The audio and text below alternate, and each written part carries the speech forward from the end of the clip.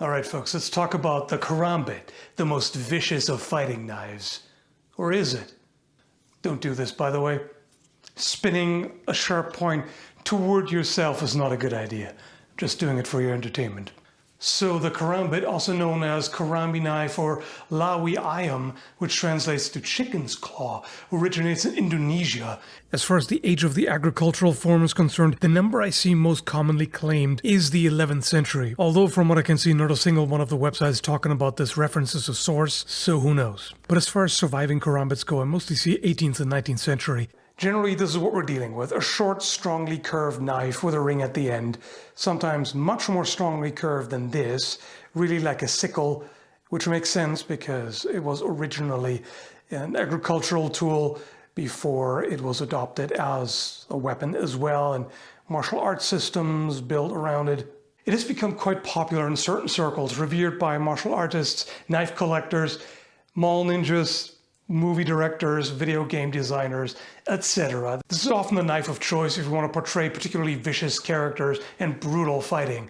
Not surprising considering that the origin is thought of as inspired by the claws of a tiger, which of course had tremendous cultural significance in Indonesia. Cultural significance. That's kind of a pretentious sounding way of describing respect for an animal that can easily tear you limb from limb. Anyway, I should point out that this video comes from a weapons enthusiast background based on my knowledge of what goes into the practical design of various blades. The martial artist perspective of how to use this is separate from that. Now, I know some of the basics, but of course you would have to listen to someone who's extensively trained with these, like Doug Marcaida, for example. So I'm mostly looking at the design in and of itself. So I definitely understand why this has somewhat caught on in media. Definitely cool looking and unique. Whenever you see that, you definitely get the inkling someone means business. How can you carry and use a knife or a dagger without meaning business? Like, it's not playtime. Knife fighting is absolutely brutal. In some ways, I would argue worse than some longer blades, even though those can inflict more devastating wounds, but just the danger level, shall we say. And of course, anything that allows fancy handling, regardless of whether it makes practical sense, is generally particularly popular in media, and that's where the ring comes in. Again, keeping in mind its origin as a farming implement, is this an effective weapon design? Yes, absolutely. Is it more effective than another kind of fighting knife or dagger? Not in my opinion. Why? Well, let's compare. A lot of people seem to focus on how well the Karambit slices, but at least if we're talking about the primary edge, it's not so much a slicing and more a slashing, raking action. There are ways to use it in a slice. By the way, I'm not promoting or condoning violence in any way. This demonstration is just for the technical analysis of the design, all right? So if you wanted to use a proper slice, you would have to go in a circular motion, basically, because this is slashing with the tip. I hope you can see that. Whereas in order to actually slice with the edge, you would have to go this way, right? Which you can, and I've seen techniques shown like this. But from what I've seen, there's a lot of work with the tip for exactly this sort of slashing motion. It's often described as being held with the blade down, but pointing upward and then use in upward slashes.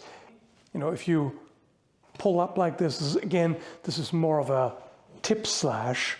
But what I find odd is how many tactical Karambit designs on the market now are single-edged. That's such a waste. And it seems that a lot of Karambits are, in fact, double-edged, original ones. I mean, when I look for pictures, I found more that either definitely have a double-edged grind or look like they might, or are only single-edged part of the way and then sharpened at the final quarter or so. And that makes a lot of sense, both as a tool and as a fighting implement, because there are definitely certain applications where that edge is better than that. Some things like, for example, I don't know, if I imagine peeling an apple, say, I think I would like to use the inside edge. But for some carving, whittling work, or slicing food, I might want to use the other edge. And in a combat situation, I can see that being quite useful too. For example, let's say you jab forward with a thrust, but the opponent dodges, but now you're here, right? Now you can use the outside edge. I have seen this kind of flick where you use the ring to hold on to it and just kind of flick it forward. The nice thing about that is that suddenly you increase the reach dramatically. Of course, this is a very short reach, even for a knife, right? But if you hold it this way, you suddenly get quite a bit more. The downside is this doesn't do as much, at the very least against thick fabric. But of course, against unprotected skin, this may be quite effective. It doesn't even need to do much damage. Just imagine a quick flick to the eyes or to the forehead right above the eyes to make an incision that bleeds profusely to get blood in the eyes and hinder the opponent. Not to mention that a double-edged blade tends to penetrate better. Now, sometimes it's said that a curved blade like this is not good for thrusting. And, well, it's not as good as a straight blade for sure. Because this way, everything is in line. You can really drive it in and it doesn't divert in any kind of way. And you can thrust in a variety of ways from different angles, etc. in either hand position. Like this or like this, like anything you want to do really with a straight blade or a not so strongly curved blade. You can do all that, no problem. With a blade like this, the point is not as naturally aligned, and of course there's going to be more resistance as a curved blade goes through material compared to a straight one. But it's just a matter of adjusting the angle, really. If I were to stab with this the way I would with a straight blade, of course, that doesn't work. Right? Now it's misaligned. But just by tilting the wrist forward, now it's aligned, right? Which is biomechanically not as strong, but still works. So something like this would work just fine, even with a curved blade, right? A little bit awkward compared to, say, so a straight blade, and especially a straight double-edged dagger blade, is absolutely more effective in the thrust. Just, it's a better design for that purpose, but it doesn't mean that you can't do it with this. It's just, there's a different emphasis. As I said, this emphasizes more on working the point in a different way, rather than stabbing. It's better at, as I said, slashing, raking, things like that. Same with this grip. It can also be angled forward to try to use a point like that, which feels a lot weaker, I have to say, than with a different kind of design, but it would still work. And again, you can use these tip slashes as well.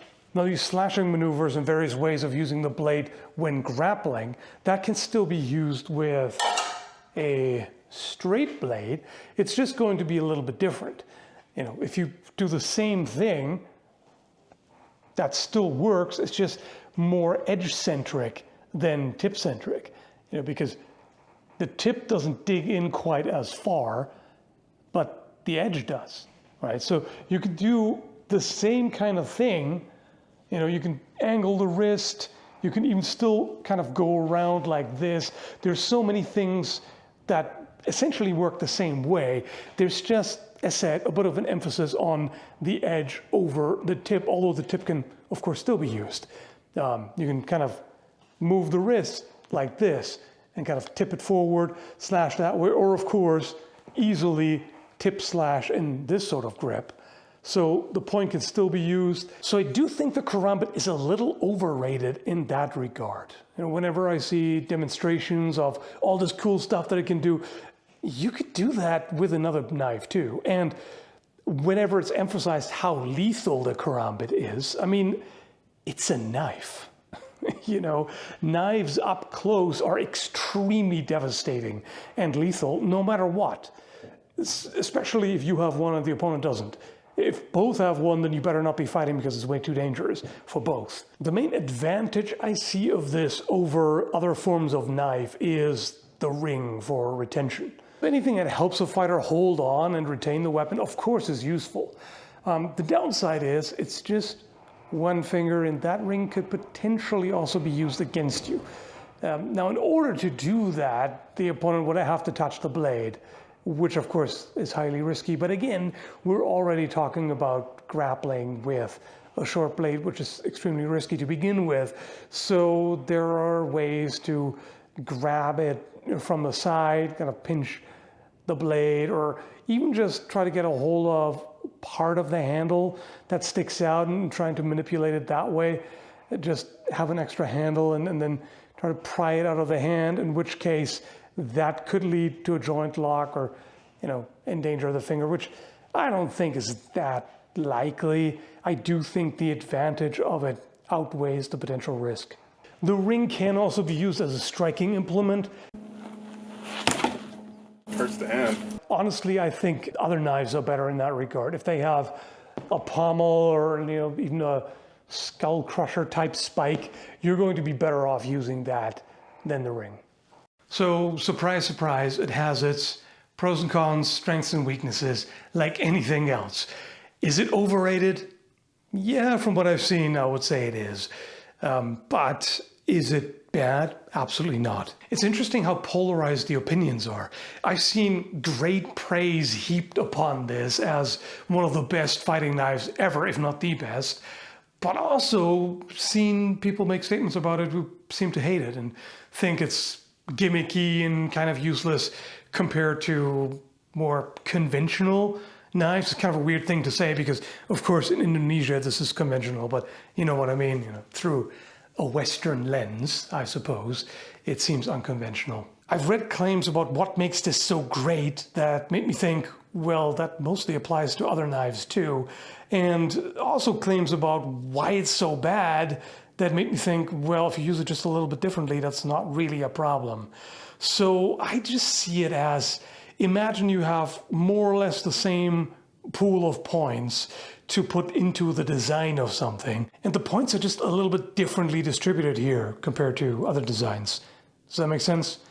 Now, I will say, if I were to imagine a situation where there's armor involved that you may have to pierce, then yeah, I would go for a straight dagger over this. If you find tip slashes more valuable, then you might go with this.